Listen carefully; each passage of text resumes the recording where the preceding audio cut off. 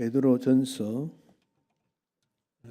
1장 23절로 2장 3절에 있는 말씀, 신약성경 378페이지에 있습니다.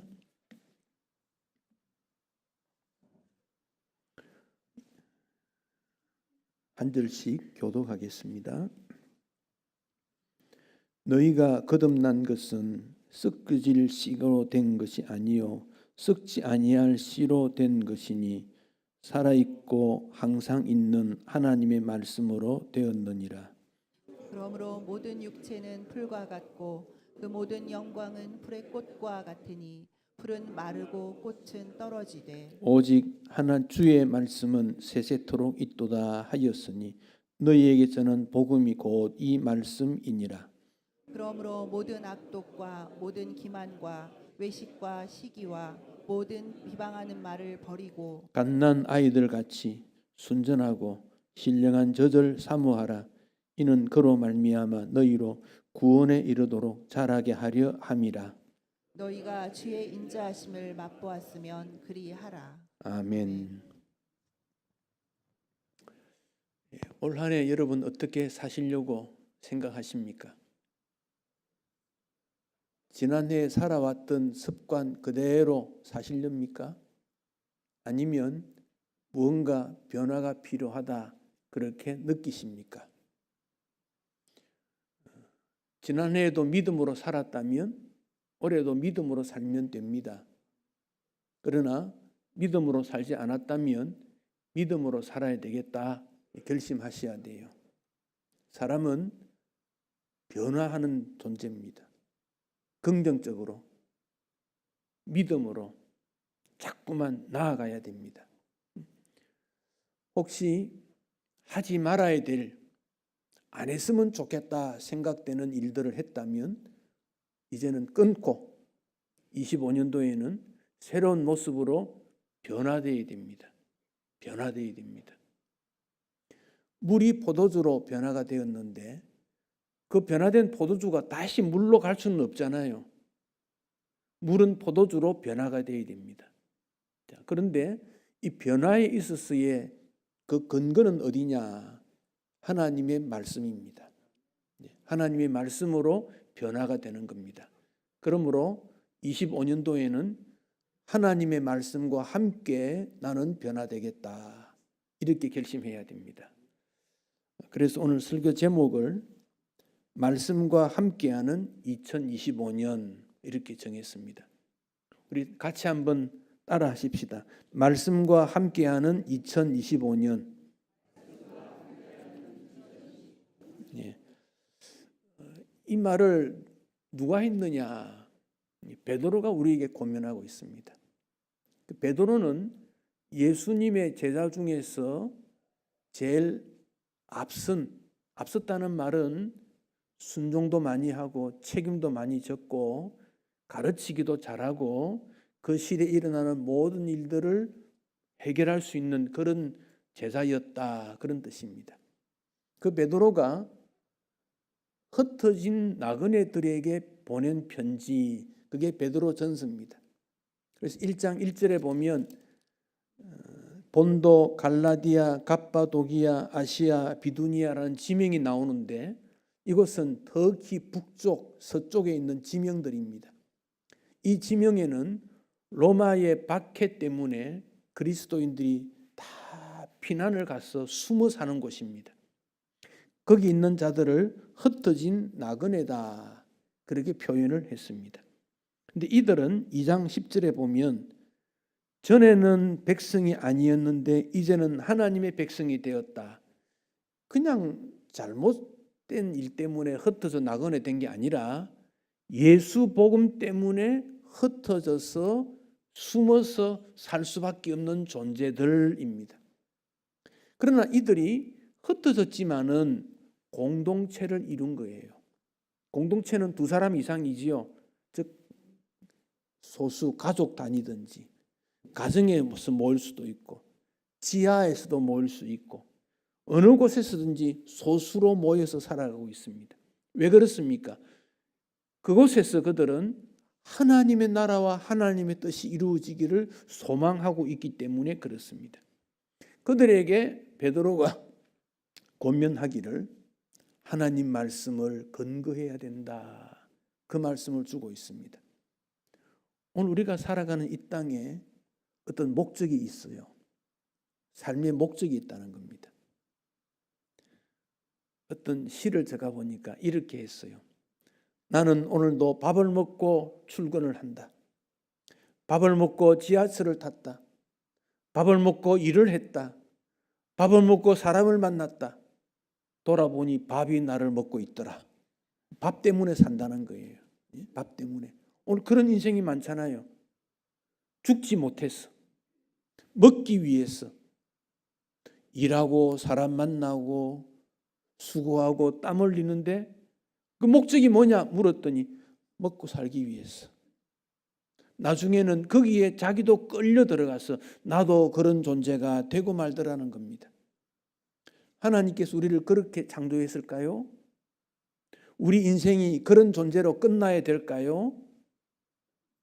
주님께서 우리를 부르신 것은 하나님의 나라 복음 때문이고, 복음 때문에 흩어졌지만 모여서 예배를 드리고 그 나라를 이루기 위해서 이루게 된 것입니다. 그래서 그들에게 베드로는 너희들이 거듭난 것은, 새롭게 된 것은 썩어질 씨가 된 것이 아니고 썩지 아니할 씨로 된 거다. 뭘 말합니까? 하나님 말씀이다. 그런 말이에요. 이 말씀이라고 말할 때는 한 세 가지 의미가 있습니다. 첫째는 성경을 말씀이라 그래요. 기록된 말씀. 두 번째는 설교를 말씀이라 그래요. 설교 중에 하나님 말씀이 담겨 나와요. 세 번째는 우리가 읽는 이 말씀, 즉 예수님 기록된 말씀, 설교, 이것을 말씀이라 그래요. 거듭난 것은 예수 그리스도 때문이고 기록된 하나님 말씀 때문이고 설교 때문이다. 그런 뜻이에요. 미국의 트리니티 신학대학원 카슨이라는 명예교수가 성경에 대해서 아주 요약을 잘했습니다. 성경에는 예수님에 대한 말씀이 담겨 있다. 그러니까 성경을 통해서 예수님을 찾아내야 돼요. 성경 읽는다는 것은 우리가 예수님 곁으로 가는 거다. 예수님 곁에 가는데 교만해질 수 있겠느냐? 교만이라는 게 뭡니까? 내가 모든 것을 판단한다고 생각하는 거거든요. 하나님은 그런 사람을 물리친다 그랬어요. 하나님이 싫어하는 거거든요. 교만하면 안 돼요. 그런데 성경 읽으면 겸손해져요. 하나님 앞에, 이웃 앞에. 성경이 얼마나 우리에게 중요한가 그 점을 알 수 있고, 성경을 통해서 두 가지를 알게 되는데, 첫째는 구별되어 사는 방법. 세상 사람과 다르게 살아가요. 세상 사람들이 추구하는 것과 우리가 추구하는 건 다르다 그 말이에요. 세상 사람들이 살아가는 방법과 우리가 사는 방법이 다르다 그 말이에요. 그래서 우리를 성도라 그러지 않습니까? 구별된 자라 그 말이에요. 다르다 그 말입니다. 다르게 말하면 하나님과 이웃과 나와의 바른 관계를 회복해 가는 거예요. 세상은요, 상대방을 짓밟아야 내가 올라갑니다. 상대방을 3등, 4등으로 물리쳐야 내가 2등이 되고 1등이 되는 겁니다. 하나님 말씀은 그렇게 말하지 않아요. 함께, 더불어, 서로, 이 다른 내용입니다. 성경을 통해서 그런 일들을 우리에게 주십니다. 성경을 통해서 나를 살펴보는 거예요. 내 지성, 감성. 왜냐하면 성경 속에는 하나님의 지성이 담겨 있고 하나님의 감성이 담겨 있기 때문에 성경을 통해 일어나게 됩니다. 그래서 여러분, 성경 많이 읽고 썼는데 변화가 되지 않았다. 처음 한번 살펴봐야 돼요. 왜 변화되지 않았는가? 외형적이었다는 겁니다. 성경 읽으면 나도 모르게 변화돼요. 말씀이 내 힘으로 들어오기 때문에 변화가 됩니다. 많이 읽고 빨리 읽고 깊이 읽고 써보고, 그보다 더 중요한 것은 하나님의 말씀을 실천하는 일이고 하나님의 말씀을 100% 믿는 일입니다.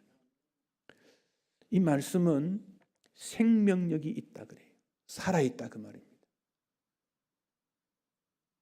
무거운 힘이 있어요. 무거운 힘이 있어요. 동시에 하나님의 사랑이 담겨져 있습니다.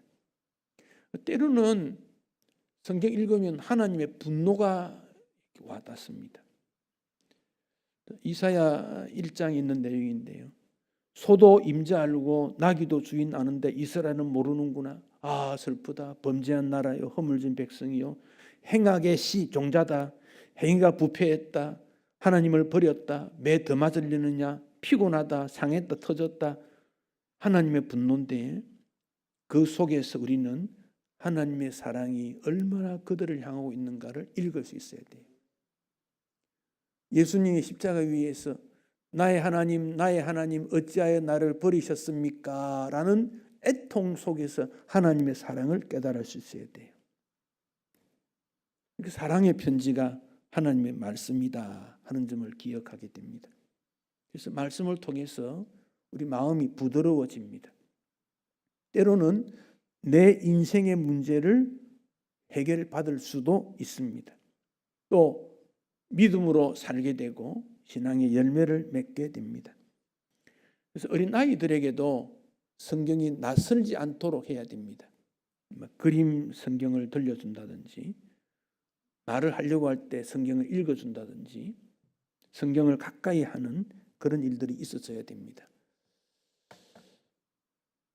저는 우리나라 교육에 있어서 성경을 좀 가르치는 교육이 다시 회복되면 좋겠다 생각이 들어요. 우리나라에 선교사들이 들어와서 초등학교, 중학교, 고등학교, 대학교를 만들었을 때 성경 가르치기 위해서 한 거예요. 그들이 성경을 배워서 나라의 지도자들이 됐지 않습니까? 근데 지금은 그거 종교 편향이라고 성경을 가르치지 못하게 해요. 기도도 못하게 하고. 이건 뭔가 잘못된 거예요. 그러면 교회에서라도 성경을 바르게 가르치고 성경 공부를 해야지. 성경 배울 데가 없어요. 성경 가르쳐야 돼요. 여러분 새해 인사말 나눌 때 성경 구절을 좀 보내세요. 문자로 보낼 때 긴 문장 안 해도 됩니다. 짧은 거 보내도 됩니다. 하나님의 사랑이, 은혜가 간단하게 보낼 수 있잖아요. 편지할 때마다 제일 끝에 예수님과 함께 하나님의 사랑을 이렇게 쓰세요. 그렇게 쓰세요. 말씀이 우리 생활 속에 늘 가까워져야 합니다. 이 윌리엄 제임스라는 사람은 철학자하고 심리학자인데 27살 때 신경쇠약이라는 질병에 걸렸대요. 늘 낙심과 두려움에 살았는데 하나님 말씀을 읽으면 좋다는 권유를 받고 병원에 입원해서 성경을 읽기 시작했어요. 말씀이 믿어졌어요. 요한복음 11장에 예수님은 부활이요 생명이란 말씀이 가슴에 와닿았어요. 예수 믿으면 죽어도 산대요. 살아서 믿으면 영원히 죽지 않는데요. 그게 딱 와닿았습니다. 그래서 약을 처방해 줄 때 그 말씀을 외워보았습니다. 숨쉬듯이 말씀을 읽었습니다. 언젠가는 모르지만 그 말씀이 그 마음에 힘이 되는 걸 느끼고 치유를 받았대요. 그래서 그는 말하기를 내가 성경 말씀을 외우지 않았다면 아마 나는 미친 사람 되었을 거야. 여러분, 말씀이 힘이 있다 그 말이에요. 힘이 있다. 고등학교를 졸업하면 어느 대학 가냐? 그게 핵심이에요. 나이 30 좀 넘어가면 직장 뭐냐? 그게 핵심이에요. 40 중반 되면 집 샀냐? 그래요. 그러나 70대고 80대면요. 그런 거 다 아무 소용없어요. 제일 필요한 게 무엇입니까? 영혼에 대한 생명이 있나 없나 완전히 인생이 달랐어요. 왜 그렇습니까? 하나님 말씀이 살아있으니까 그렇지요. 그러니까 여러분은 행복한 자예요. 이 말씀이 일시적으로 응답이 되고 문제가 해결되는 경우도 있어요. 이 말씀대로 살았더니 갑자기 문제가 해결됐다. 그럴 수도 있어요. 그러나 이 말씀이 나를 영원토록 인도해 주신다. 영원이라는 시간 개념도 있지만 장소적 개념도 있어요. 언제 어디서나 그 말이에요. 언제 어디서나. 전에 군에서는 전군을 정신교육 삼아서 신앙화, 정신무장화, 그래서 주일이 되면 교회든 법당이든 성당이든 가라 그래요. 마침 군 부대에 목사님들이 많이 가서 부대마다 교회를 세우고 또 명령을 내립니다. 교회 갈 사람, 절에 갈 사람, 성당 갈 사람 반드시 보내라. 그랬더니 그 담당하는 주번 장교가 명령하면 부대마다 마이크로 모집합니다. 연명장에 다 모읍니다. 교회 갈 사람, 법당 갈 사람 다 이리 말합니다. 기독교 환자 집합, 기독교 환자 집합. 기독교는 환자래. 좀 기분 나쁜 폄하하는 말이지만 제가 가만히 생각해 보니까 환자가 맞아요. 교회 가면 치유가 되니까. 그런데 어떤 친구는 초코파이 먹으러 옵니다. 어떤 친구는 장교 부인이나 혹은 교회에서 자장면 사주는 때문에 옵니다. 그러나 어떤 친구는 하나님 말씀 듣고 울고 인생이 변화되는 그런 사병들도 많습니다. 말씀이 살아 움직이니까 그 건강한 병사들도 말씀 앞에 엎드려져요. 근데 지금은 이게 종교 편향이라고 자유라고 그렇게 못하게 해요. 제도가 달라졌어요. 말씀을 사모하는 사람들이 더 요청되는 그런 일들이 되었어요. 학교에서도 말씀 가르쳐야 되고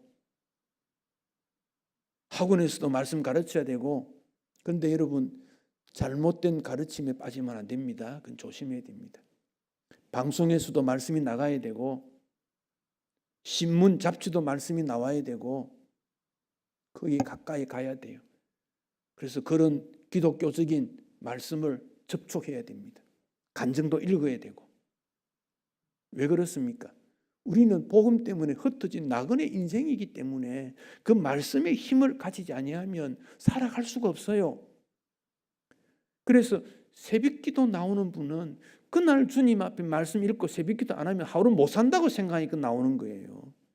아침에 일어나서 새벽에 못 나와도 말씀과 함께 사는 그는 말씀과 함께 동행하는 기쁨이 있기 때문에 그래요. 그것이 그리스도인의 힘이에요.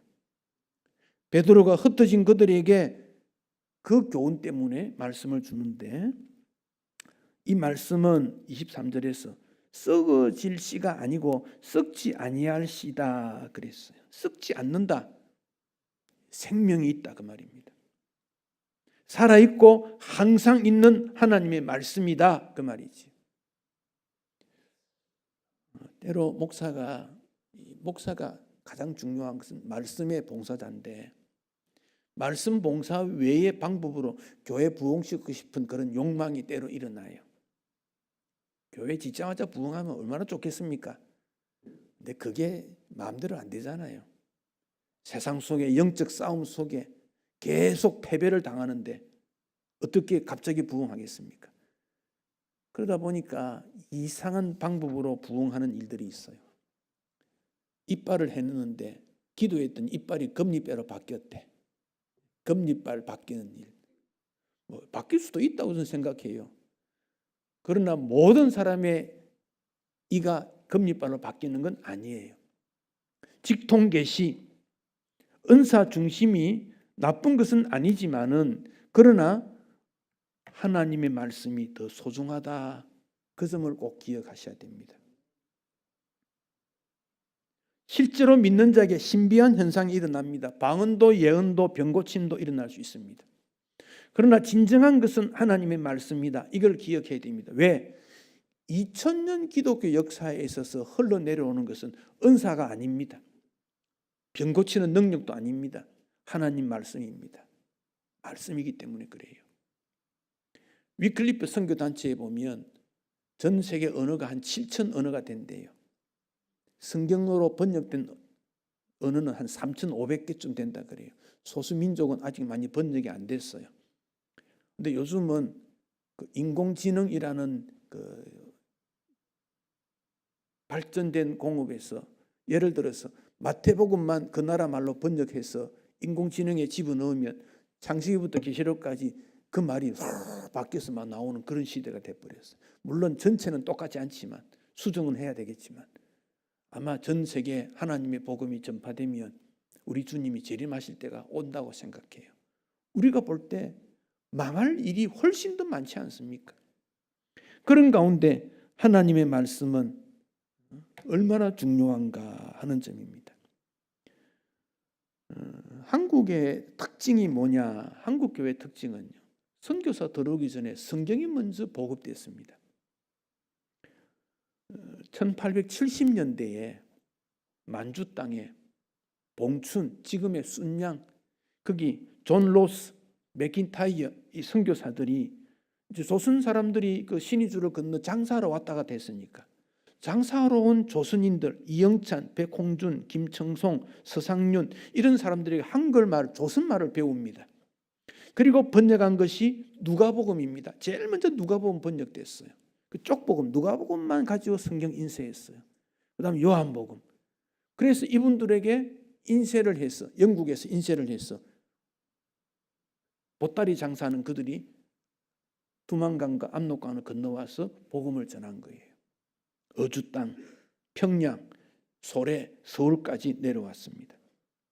그리고 그 다음 선교사들이 들어와서 성경을 풀어주는 것, 사경회 그렇게 말합니다. 사경회. 그런데 한국에 와보니까 이미 성경이 보급되어 성경을 많이 읽었더래요. 언더우드 선교사가 이런 기록이 있습니다. 한국 교인은 며칠씩 걸어와서 사경에 참석했는데 웬만한 어려움은 그더니 견뎠다.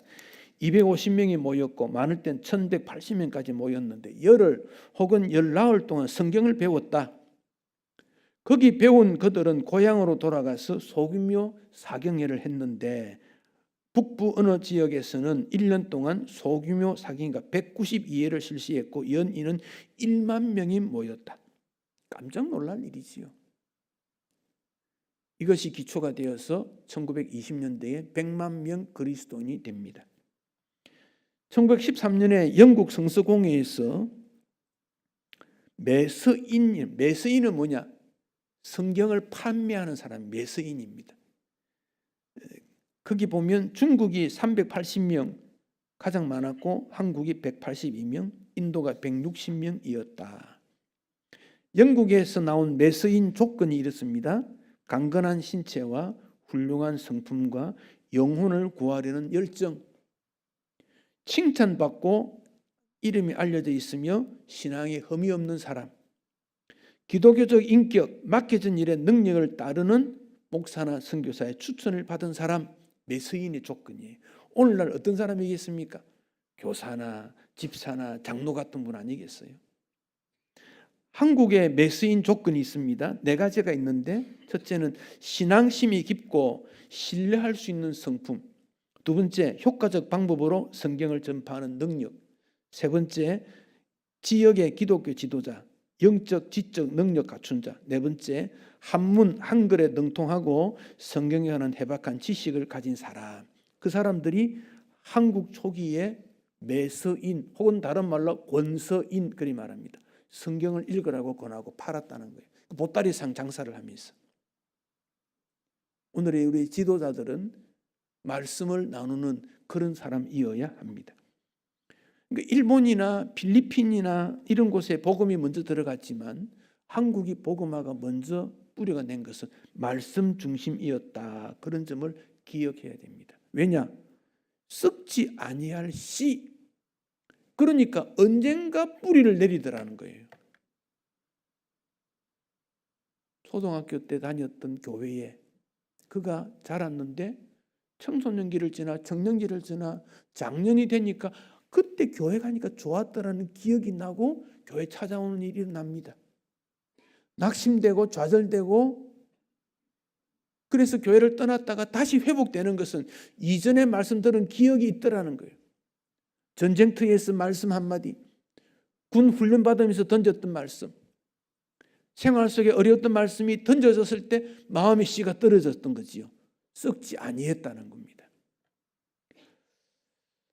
이것을 2장 이전에서는 순전하고 신령한 저지다 그렇게 말했습니다. 여기 순전한 저지라는 말은 순수하다, 정결하다 그런 뜻입니다. 하나님 말씀 안에 하나님의 정서가 담겨 있고 하나님의 뜻이 담겨 있었기 때문에 그래요. 그래서 이 말씀이 1절에 있는 5가지를 이길 수 있습니다. 악독, 기만, 외식, 시기, 비방, 이 5가지가 가만히 보십시오. 세상적 살아가는 삶의 방법들입니다. 악독은 영적 성장을 방해합니다. 그리고 손해를 줍니다. 기만은 거짓과 속임수입니다. 신뢰를 깨뜨립니다. 외식은 겉과 속이 다르다 그런 말입니다. 시기는 다른 사람의 성공과 축복을 시기하고 그래서 영혼을 병들게 만듭니다. 비방은 사람을 헐뜯어 화합을 깨뜨립니다. 이것을 이기기 위해서는 순전한 젖이라고 말한 이유는 유대인들이 주 음식이 양, 소에서 나오는 젖을 주 음식 먹기 때문에 그렇게 표현하는 것이죠. 그래서 우리는 말씀을 통해서 깨끗한 것을 받아들여야 됩니다. 여러분, 이 말씀이 걱정, 근심을, 두려움을, 욕심을, 음란을 이기게 만듭니다. 왜 사람들이 침체하고 분노하고 포기하고 싶을까요? 걱정, 근심, 두려움 때문에 그렇습니다. 그래서 말씀을 먹어야 됩니다.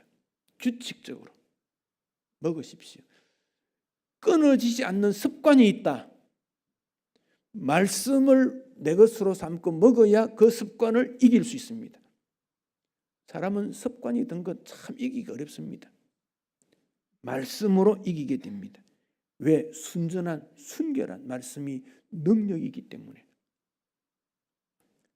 자녀에게 권고하고 싶으면 매를 들기 전에 사랑의 말로 하나님 말씀으로 먼저 던져주십시오. 그 말씀이 그를 새롭게 만듭니다.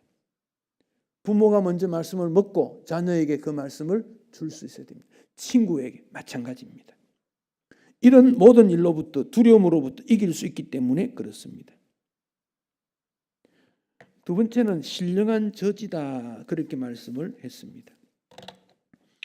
여기 신령한이라는 말은 성경에 2번 나오는데 로마서 12장에 영적 예배, 영적이라는 말로 번역도 되고 있는 로기코스, 로고스라는 말에서 나왔습니다. 이 말은 합리적이다, 이성적이다, 논리적이다 그런 뜻입니다.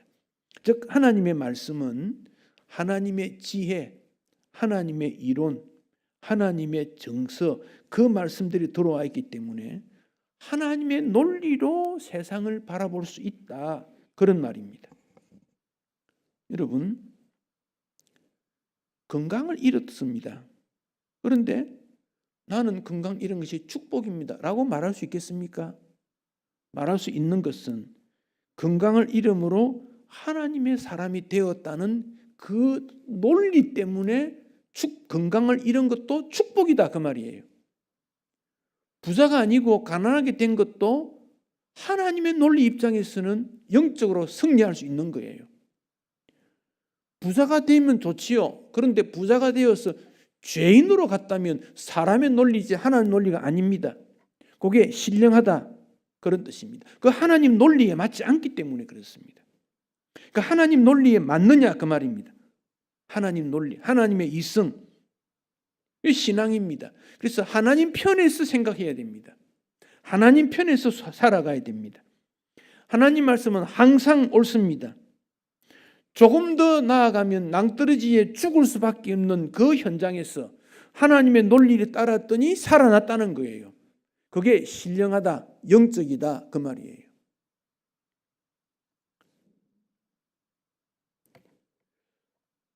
아브라함의 조카 롯이 아브라함이 부자가 되니까 종도 많고 양도 소도 많아지니까 땅을 나누지 않습니까? 그래서 롯에게 너 먼저 선택해 그랬지요. 하나님의 논리 같으면 그럴 때 아닙니다. 삼촌 먼저 선택하세요. 이래야 될 거예요. 근데 롯은 사람의 눈으로 내가 먼저 해야지. 왜? 앞으로 살 일이 많으니까. 또 아브라함은 부자니까 그렇게 생각했을 거예요. 그래서 소돔 땅 봤어요. 에덴 동산 같았다 그랬어요. 사람의 눈으로 본 겁니다. 그곳은 멸망받을 곳 아니었습니까? 말씀은 하나님의 눈을 가지게 됩니다. 하나님의 눈을, 판단력, 포용력, 이라는 원리, 섬김의 기초, 하나님의 눈을 가지게 만듭니다. 그게 신령한 저지다 그런 뜻입니다. 썩지 아니할 시 순전하고 신령한 젖을 사모해야 된다. 2절 뒷부분에 구원에 이르도록 자라게 되는 거다. 그런데 여러분, 왜 우리가 하나님 말씀을 사모해야 되는가? 한 번만 더 살펴보십시다. 2장 3절에 주의 인자심을 맛보았기 때문에 그 말입니다. 우리가 음식을 먹습니다. 사모합니다. 먹기 위해서. 근데 어떤 음식이 제일 좋습니까? 어떤 음식보다 중요한 것은 몸이 건강하기 위해서 음식을 먹습니다. 몸이 건강하기 위해서 그게 뭐 밥이든 뭐 라면이든 뭐 피자든 뭐 관계없습니다. 그런데 딱 몸에서 배가 고프다 생각하면 머리에 딱 떠오릅니다. 뭘 떠올립니까? 옛날에 먹어봤던 맛있는 게 머리에 딱 떠오릅니다. 외국에 나가면 배가 고프면 된장찌개, 김치찌개 머리에 딱 떠오릅니다. 왜? 그게 맛있었거든요. 그런데 미국 사람에게 된장찌개 먹을래? 물어보면 좋다 하겠습니까? 냄새 난다고. 마늘 냄새 난다고. 김치 냄새 난다고. 제가 미국에 뭐 한 달 좀 있어 보면서 어느 대학에 있었고 한 달 공부한 적이 있는데요. 그 통역하는 분이 그래요. 통역하려면 일주일 동안 김치, 마늘 안 먹어야 된대요.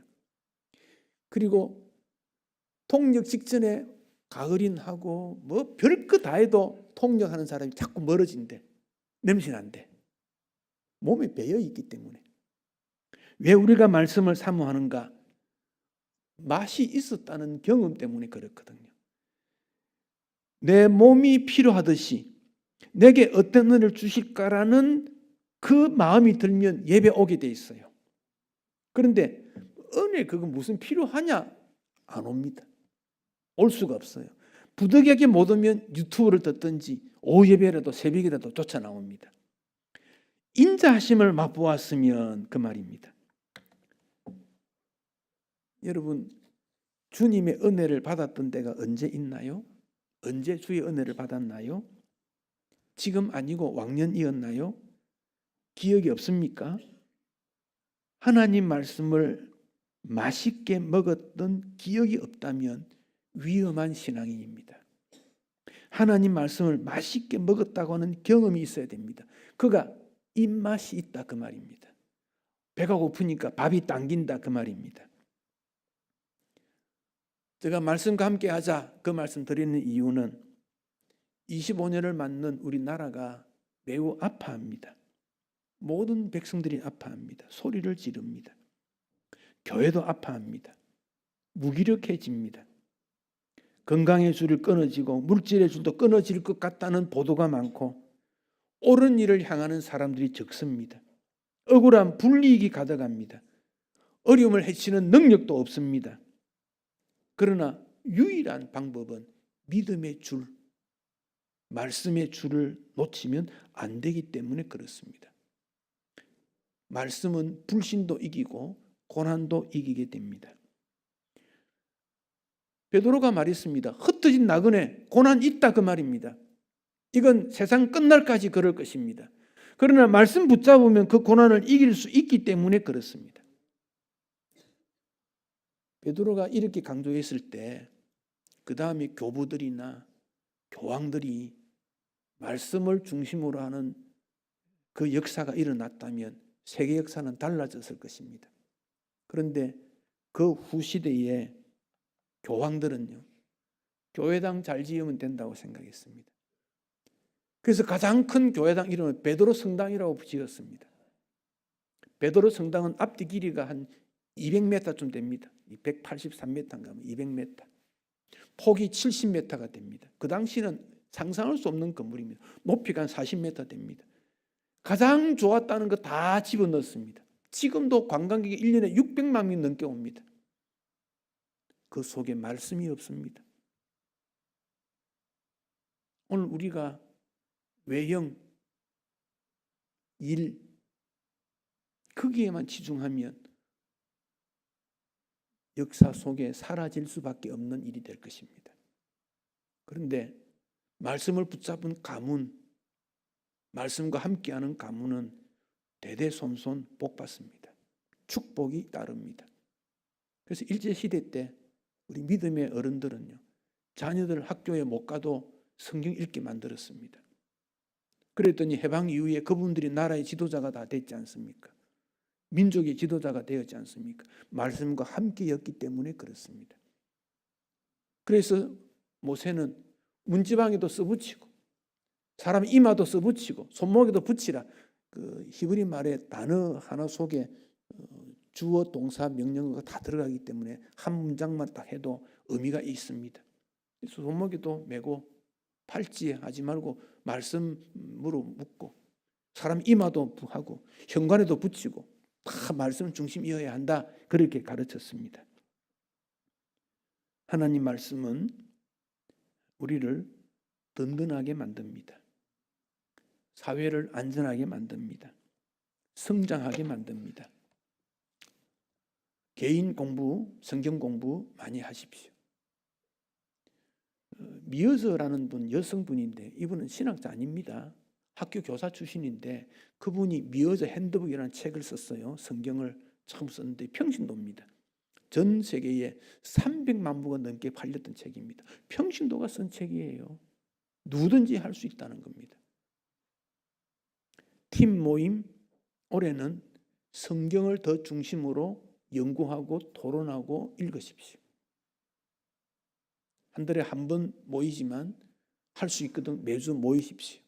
모이라 말하기 전에 자연스럽게 간단히 식사하시고 모여서 말씀 읽고 나눔 큐티 그럽니다. 내가 느꼈던 말씀. 그래서 개인 성경 공부 한 다음 모여서 공동 성경 공부하게 되는데 공부하면 여러 개 있지만은 서로 말씀을 나누는 거기에 힘이 있었게 됩니다. 그 모여서 어쩌고 저쩌고 그거 할 필요 없습니다. 말씀이 주시는 능력을 소유하면 됩니다. 올해 어떻게 살 것인가를 결심하지 못했다면 오늘 설교 제목대로 말씀과 함께 이걸 꼭 담으십시오. 말씀과 함께 습관화하십시오. 말씀과 함께 규칙화하십시오. 전도회도 그렇고 주일학교도 그렇고 말씀이 살아 움직이면 주님이 역사하십니다. 함께 하십니다. 새 힘을 얻습니다. 새롭게 되고 우리가 변하고 사회가 변하게 될 것입니다. 올 한 해 말씀과 함께 새로워지기를 축복합니다. 기도하시겠습니다.